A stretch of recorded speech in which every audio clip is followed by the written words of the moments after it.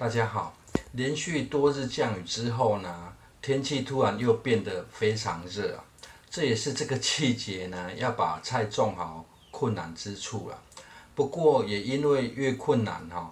菜价当然就很贵了。眼前这灯笼果呢，对于天气的抵抗力算是相当不错了，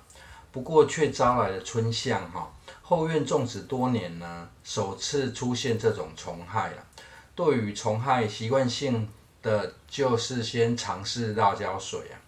虽然不一定可以治本杀死害虫但是治标先行驱离，降低虫害的通常是有效的，至少对于作物也不会伤害到。因此，这野生的朝天椒呢，除了可以利用叶片拿来辅助判断土壤的肥量之外呢，另外最大的功能就是拿来驱虫啊。因为家里煮菜的人不吃辣自然要派上用场的机会就非常少啊。而辣椒水的使用呢，习惯只是将辣椒直接扭开将果肉撕裂后放入喷洒瓶中通常的准则就是使用前摇一摇让辣椒可以加速溶在水里而若是要加强辣度的效果呢，也可以使用果汁机搅烂的更为均匀不过目前治标的方式只是要看一下驱离的效果，实际需要使用何种方式治本则得回家再进行研究而辣椒水呛辣的味道确实可以有驱赶的效果这些春象呢，加速上下跑动的样子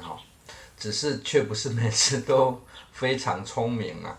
远离灯笼果。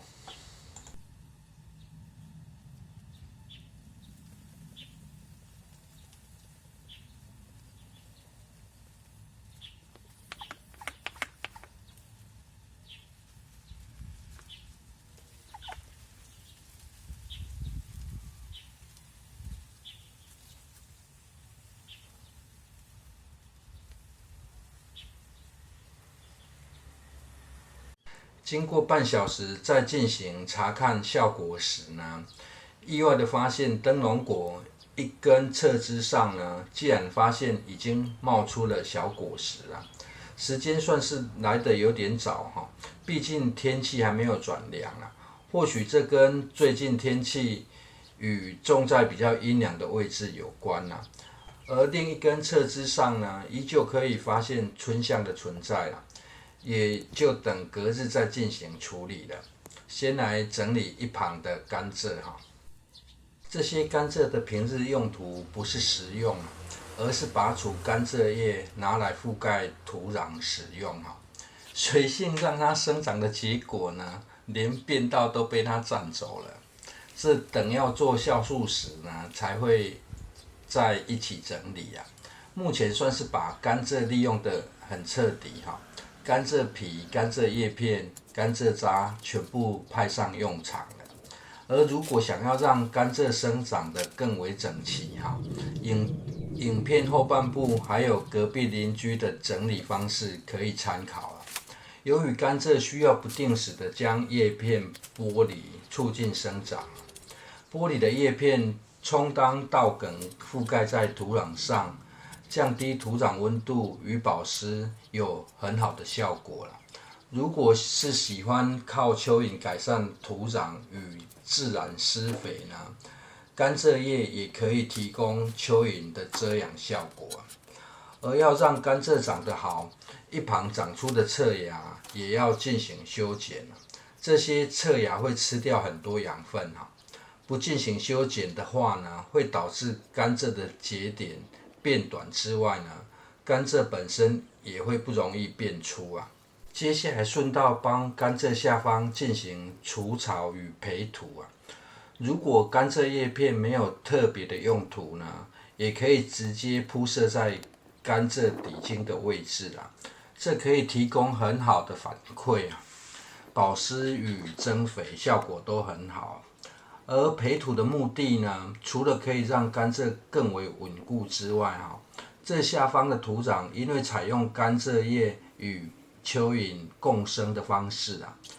边进行养土，养分的成分非常高啊。趁着除草的时机，顺道做一次整理翻动哦。增加的凹槽也可以提供更多的水分。整理完毕之后，回到灯笼果上哈，简单看一下辣椒水驱除春象的效果啊。春象的数量有变少啊，也有暂时逃离的现象啊。只是目前看来呢，真的只有治标的效果啊。地下又有春象想往上爬了。后来研究了一下，据说无磷洗衣粉有杀虫的效果啊。在执行特调发生的意外之前呢，先比较一下隔壁邻居整理甘蔗的方式啊。真的是没有比较，没有伤害哈。隔壁的红甘蔗呢，除了非常整齐之外，高度已经超过2个人高了，却还一直剥除甘蔗叶，让它继续长高啊。只能说呢，种植环境还是得因地制宜啊。牛奶甘蔗也让它长这么高的话呢，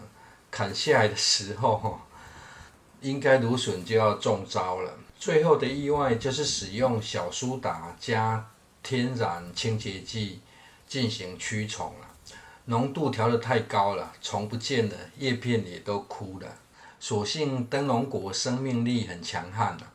，1个星期之后呢，叶片就又长出来了。